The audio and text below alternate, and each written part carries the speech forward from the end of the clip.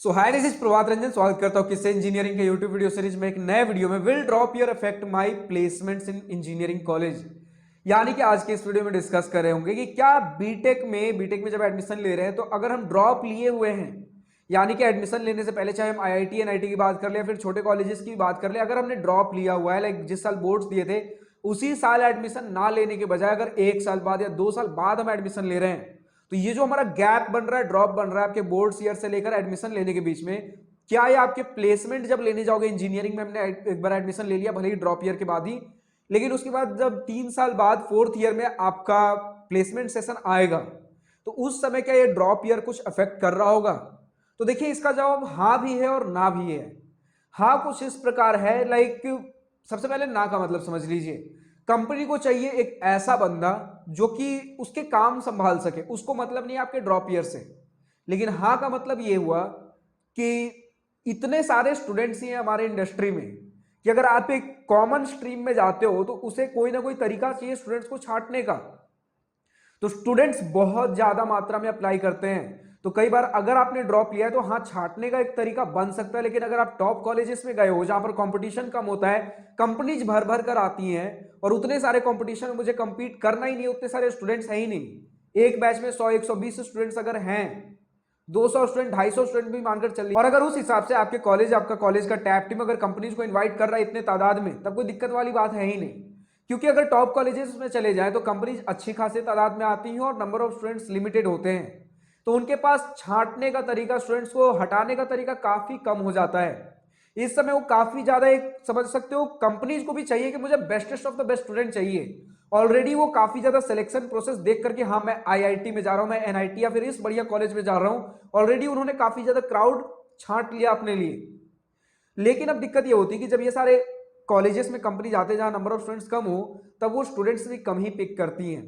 Like अगर 100-120 का आपका स्ट्रेंथ है तो अगर कोई कंपनी आ रही है तो 3 student 4 student on an average लेकर जाएंगे। अगर थोड़े सा मास रिक्रूटर है तो 12-15 स्टूडेंट्स तक भी चले जाते हैं, लेकिन अमूमन तौर पे आपका 3-4-5 स्टूडेंट्स ऑन एन एवरेज मानकर चल लीजिए। कुछ कंपनी 2-3 स्टूडेंट्स को ही हायर करके जाती हैं, ऑन एन एवरेज 3-4 स्टूडेंट्स मानकर चलिए, लेकिन कंपनी जितनी ज्यादा आ जाएगी कि कहीं ना कहीं आपको प्लेसमेंट मिल जा रहा होगा।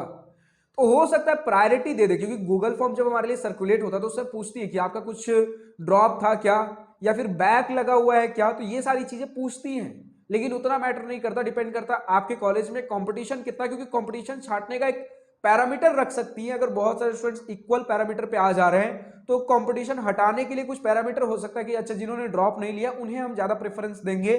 लेकिन जब ऑलरेडी आपके इंस्टीट्यूट में स्टूडेंट्स कम हैं, उस समय अच्छा खासा समय मिलता है आपके कंपनीज को एक बेस्ट कैंडिडेट सेलेक्ट करने का। और बेस्ट कैंडिडेट सेलेक्ट करने का मतलब ये होता है कि हर कैंडिडेट को मौका दिया जाए।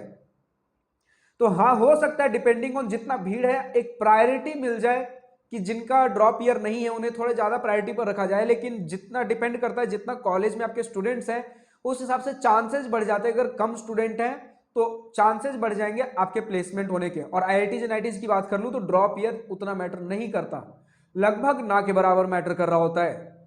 जब आईआईटीज एनआईटीज खुद अलाउ करती है कि ड्रॉप ईयर के बाद आ सकते हो, खुद समझिए ना, मैं नॉर्मल इंजीनियरिंग कॉलेजेस भी अलाउ करते हैं, लेकिन मैं बार बार आईआईटी एनआईटी पे एम्फेसिस क्यों दे रहा हूं? इसलिए दे रहा हूं क्योंकि आईआईटी एनआईटी या फिर जो भी टॉप के कॉलेजेस हो गए, टॉप के कॉलेजेस हैं, इन्हें रेपुटेशन मेंटेन करना है। तो सोचिए, एक ऐसे कैंडिडेट को अपने यहां एडमिशन क्यों देंगी जिनके प्लेसमेंट के चांसेस ही कम है?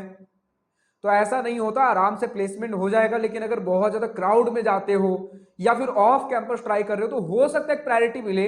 लेकिन आज के डेट में स्किल ओरिएंटेड चीजें ज्यादा चल रही हैं, तो अब देखिए तो स्किल ओरिएंटेड चीजें ज्यादा हो रही है। लेकिन अगर कोर सेक्टर में जाओगे तो अभी भी कहीं ना कहीं थोड़ा बहुत प्रायोरिटी हमें देखने को मिलता है, लेकिन लगभग ना के बराबर चीजें हमें देखने को मिलती हैं। क्योंकि आफ्टर ऑल एक कंपनी को चाहिए एक बढ़िया कैंडिडेट। तो बात वही होगी, बढ़िया कैंडिडेट आज के डेट में बहुत सारे, अगर आप बहुत टॉप मोस्ट जॉब प्रोफाइल्स के लिए अप्लाई कर रहे हो तब ये सारी चीजें और कम हो जाती है, क्योंकि कंपटीशन कम हो गया, नंबर ऑफ कैंडिडेट्स कम हो गए। अब उन्हें देखिए तो बिल्कुल जो बेस्टेस्ट ऑफ द बेस्ट होते हैं अपने फील्ड में उन्हें चाहिए, तो हर एक कैंडिडेट को मौका देना पड़ेगा उन्हें। तो ये जो ड्रॉप ईयर वाला फैक्टर होता है, आपके समझिए पहले ही छांटना हो तो छांट लेते हैं, वरना इंटरव्यू में अगर पहुंच गए उस समय फिर देखेंगे अगर बच्चे में काबिलियत है तो बिल्कुल हायर करेंगे। तो इस प्रकार से चीजें चलती हैं। इसलिए मैंने बोला इसका जवाब हाँ भी है और ना भी है। बढ़िया कॉलेज में गए तो लगभग समझिए मैटर नहीं कर रहा होगा आपका ड्रॉप ईयर। तो आज की इस वीडियो में इतने। अगर वीडियो पसंद आई हो तो लाइक शेयर और दिल खोल कर करिएगा, और अगर कुछ दिल की बातें, कुछ मन की बातें लिखकर बतानी हो या पूछनी हो तो कमेंट सेक्शन आप ही के लिए तो है। Thank you for watching this video, good bye, nice day, wish you all the best for future, enjoy journey.